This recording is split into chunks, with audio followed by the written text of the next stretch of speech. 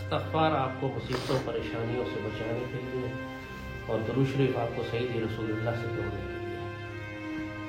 آپ کو یہی دو ہتھیار چاہیے، ورنہ زندگی اور موت آپ نے دیکھ لیا کہ انسان 20 منزلہ عمارت کے بیچ میں سے بھی نومولود بچے زندہ نکل رہے ہیں۔ جس نے زندہ نکلنا ہے وہ زندہ نکل آئے گا۔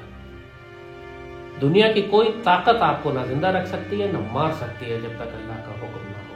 اپنی آنکھوں کے سامنے دیکھ لینا، لوگوں نے وہاں پہ بڑے بڑے گھر بنائے ہوئے تھے جن کو بیچا گیا تھا یہ کہہ کر کہ یہ زلزلہ پروف ہے، سب سے پہلے وہی فلیٹ ہوئے،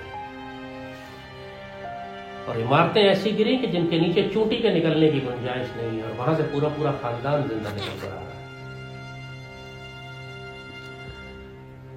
جس کو اللہ نے بچانا ہے اس کو اللہ نے بچانا ہے۔ یہ تسلی کافی ہونی چاہیے آپ کے لیے کہ کوئی انسان موت کے خوف سے بھاگ کر، قرآن کہتا ہے تم پہاڑوں پر چڑھ جاؤ، میناروں میں چھپ جاؤ، قلعوں کے اندر چلے جاؤ، تمہاری موت جہاں لکھی ہے آ کر رہے۔ ایک دہشت پھیلائی جا رہی تھی کہ ایک زلزلہ پاکستان میں بھی آنے والا ہے، ادھر بھی آنے والا ہے، ادھر بھی آنے والا ہے۔ تم کہاں بھاگ کے جاؤ گے اگر آ گیا تو؟ تم کہاں بھاگ کے جا سکتے ہو کہ جہاں پر تم اپنے آپ کو محفوظ کر لو؟ بہتر یہ نہیں ہے؟ موت تو انسان کی کسی بھی لمحے آ سکتی ہے۔ اپنے گھر سے نکل کر یہاں تک آپ آئیں اور یہاں سے واپس جائیں گے، کیا گارنٹی ہے کہ رستے میں حادثہ نہیں ہوگا؟